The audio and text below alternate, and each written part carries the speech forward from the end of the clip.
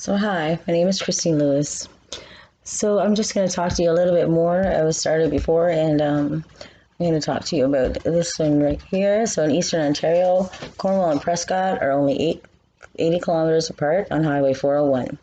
Both of the St. Lawrence River, the communities were ground zero for two of the largest and most intense child sexual abuse investigations in Canada's history. First, Project Jericho in Prescott, followed by Project Truth in Cornwall.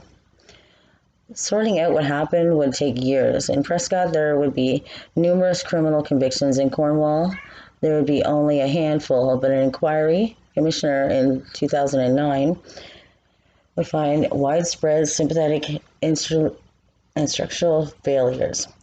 While claims of pedophile rings, satanic ritual abuse did not bear out, and the abuse not shown to be organized, it did prove to be interconnected in Prescott. Eventually, 119 predators and 275 victims would be identified in Prescott. The conviction rate on the criminal charges was an outstanding 93%. Project Jericho ran from August 1989 to December 1993. Project Truth in Cornwall took place between July 1997 and March 2001. It's a pretty sad story when it bothers me that really, like, a lot of people don't know about it, and it bothers me that there's sufferers, and it bothers me that the system keeps repeating itself, and it bothers me that there's really not too much in place still.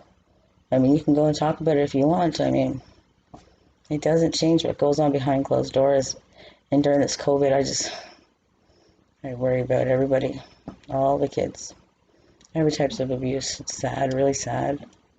Because you go to school for 6 hours, just to get a peace of mind, to get away from the chaos, whatever was going on at their home.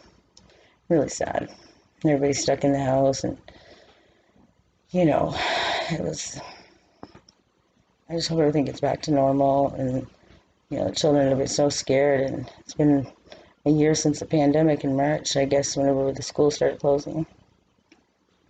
So to carry on, in Prescott, the local Leeds, Grimble, and Lanark District Health Unit noted afterwards, although the abuse was not organized, it was interconnected. Particularly at the beginning, there were many links between the victims and the predators, and the proportion of males was thought to be usually high at 42%. Of the first 40 victims were males. Mostly males, really. Overall, males contributed slightly more than 1/3 of all the victims. 18% of the predators were women. What? Okay. It's a sickness that repeats itself through generation and generation. This has been held back since 1950 that they started talking about it. But it's a sick, it's control. Reflecting a higher number of females than generally thought to be involved with the sexual exploitation of children. Many of these women, about 60%, were accomplices to their male partners. By the time police wrapped up their investigation in Cornwall, more than 670 people had been questioned. That is a lot. And judges, lawyers, a police officer, an ambulance driver, many teachers, principals, priests. You just kind of wrap it up to, well, let's call it the Satan, so it looks too absurd, so it's too corrupt. Let's just call it the priest, so, but no. These men are working with your children in the schools today.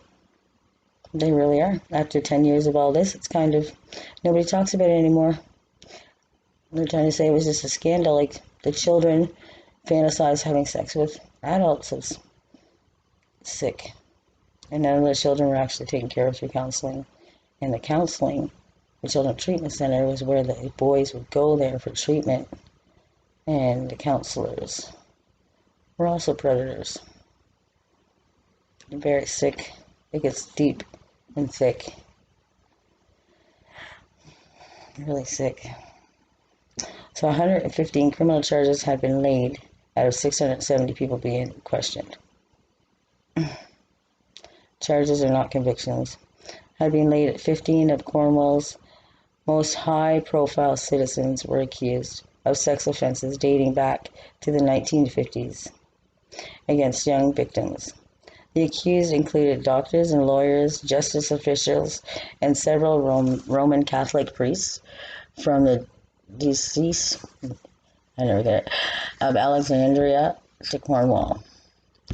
Father Giles Desloriers from the Co-Cathedral of the Nativity of the Blessed Virgin Mary in Cornwall had already been convicted in November 1986, while Father Paul Lapierre acquitted in September 2001 of indecently assaulting a 13-year-old Cornwall classical college student and former altar boy in Alexandria, about 30 kilometers northeast of Cornwall, between March 1964 and June 1968. Was later convicted in Montreal in June 2004 for indecently assaulting the same boy in Quebec in 1965. Cornwall Classical College offered grades 9 to 13, as well as college courses, and opened in 1949 as all-boys Catholic school. Red flag. The college closed its doors in 1968. Good. Norman Cloud, Regional Senior Judge for the Northeast Regional of the Ontario Court of Justice, who served as commissioner for the $53 million Cornwall public inquiry between 2006 and 2009, launched by the Ontario government after the criminal proceedings ended. They didn't get all that money, these children. They didn't get that. They got a little settlements and they thought it was a lot of money. Found symptomatic institutional failures by Cornwall Police Service, Alexandria, and Cornwall.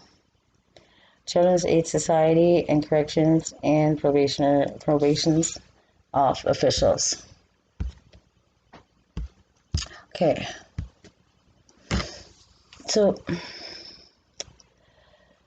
it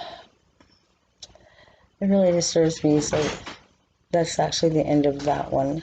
So I'm going to come back and read some more. But that's just a little part of it. And I have a really good one coming up. So please subscribe so you'll see when it comes up, and like my video. I really want to get this awareness out there, and the more subscribers I have, the better it can get. So I'm really trying, but I just hope someone will stand with me, walk in their shoes. We can stand together for our children, so we can stop it now. It's sick. It's sick. If you read the paper every single day, there's more. And this child pornography is flying through the roof. There's billions of dollars. Trump's included, different politicians, everybody's included, billions and billions of dollars. So have a good night, and I'll be back soon.